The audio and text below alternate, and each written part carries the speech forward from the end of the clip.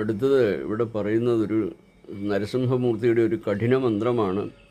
അത് 108 വീതം 2 നേരം 21 ദിവസം ജപിക്കണം. ചുവന്ന വസ്ത്രം ധരിക്കണം. രാവിലെ കിഴക്കോട്ടും വൈകിട്ട് പടിഞ്ഞാട്ടും ഇരുന്നിട്ട് കഠിന വ്രതം എടുത്തിട്ട് വേണം ഈ മന്ത്രം ജപിക്കാൻ. അപ്പോൾ അതിൻ്റെ ഫലപ്രാപ്തി വളരെ പെട്ടെന്ന് തന്നെ കിട്ടും. മന്ത്രം ഇതാണ്: ഓം ഉഗ്രവീരം മഹാവിഷ്ണും ജ്വലന്തം സർവതോമുഖം നൃസിംഹം ഭീഷണം ഭദ്രം മൃത്യുനമാമ്യഹം. ഓം ഉഗ്രവീരം മഹാവിഷ്ണും ജ്വലന്തം സർവതോമുഖം നൃസിംഹം ഭീഷണം ഭദ്രം മൃത്യുനമാമ്യഹം. ഓം ഉഗ്രവീരം മഹാവിഷ്ണും ജ്വലന്തം സർവതോമുഖം നൃസിംഹം ഭീഷണം ഭദ്രം മൃത്യുനമാമ്യഹം.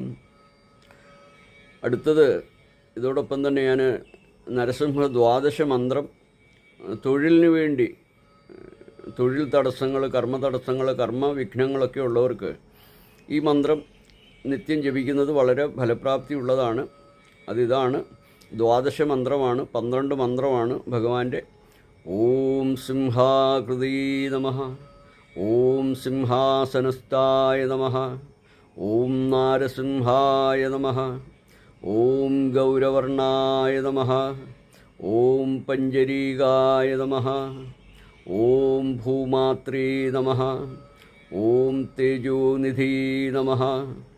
ഓം രക്തപാനരതായ നമഃ. ഓം രക്താംഗായ നമഃ. ഓം അച്യുതാലങ്കൃതായ നമഃ. ഓം കോടിസൂര്യപ്രകാശായ നമഃ. ഓം ഹുങ്കാരായ നമഃ.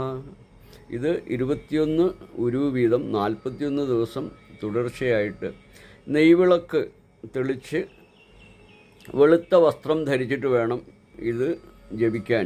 തിരുവോണം നക്ഷത്രങ്ങളിലൊക്കെ ജപിക്കുന്നത് വളരെ ഫലപ്രാപ്തിയാണ്.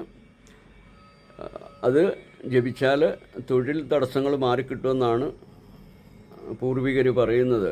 അപ്പോൾ ഈ മന്ത്രത്തിനൊക്കെ വലിയ ഫലസിദ്ധിയുള്ള മന്ത്രങ്ങളാണ്. അപ്പോൾ അങ്ങനെ എല്ലാവരും ചെയ്യുക.